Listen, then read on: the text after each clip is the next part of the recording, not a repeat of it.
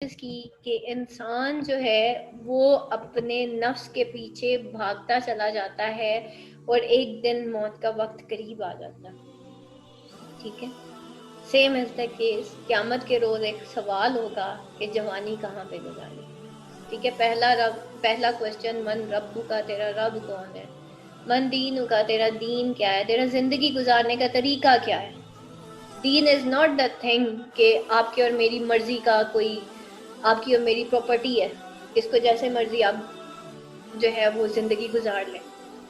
دین اسلام جو ہے وہ قرآن اور سنت کے کمبینیشن کا نام ہے. ٹھیک ہے, لا الہ الا اللہ محمد الرسول اللہ, عبادت اللہ کی اور طریقہ نبی پاک صلی اللہ علیہ وسلم کا, اس کو دین کہتے ہیں. ٹھیک ہے, دین آپ کی یا میری مرضی سے جو ہے چلنے کا نام نہیں ہے, اس کو نظام زندگی کہا جاتا ہے کہ کس زندگی کے پیٹرن پہ تم ساری عمر گزار کے آئے ہو.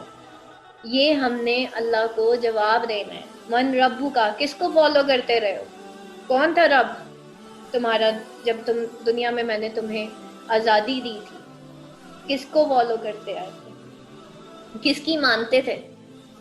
اللہ کو مانتے تھے تو اللہ کی بھی مانتے تھے کہ نہیں مانتے تھے. نمبر 3, جوانی کہاں پہ گزاری, مال کہاں سے کمایا اور کدھر لگایا, کہاں سے کمایا اور کدھر لگایا. ہمارے پاس ان 4 کوسچنز کو ذرا اپنے سامنے اپنے رکھ کے دیکھیں اور پھر دیکھیں. میرے لیے, انفیکٹ میرے لیے, مجھے باقیوں کا نہیں پتا, لیکن میرے لیے یہ 4 سوالوں کا جواب بڑا بھاری ہے, بہت بھاری جواب ہے اس کا, کہ میں نے اپنی زندگی کہاں پہ گزار دی, میں نے اپنی جوانی کہاں پہ گزار دی.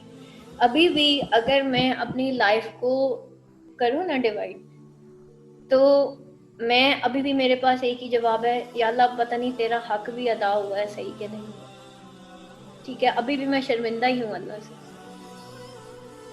اس وقت پہ میں اللہ سے شرمندہ ہوں کہ پتہ نہیں میں نے اپنی جوانی صحیح گزاری کہ نہیں.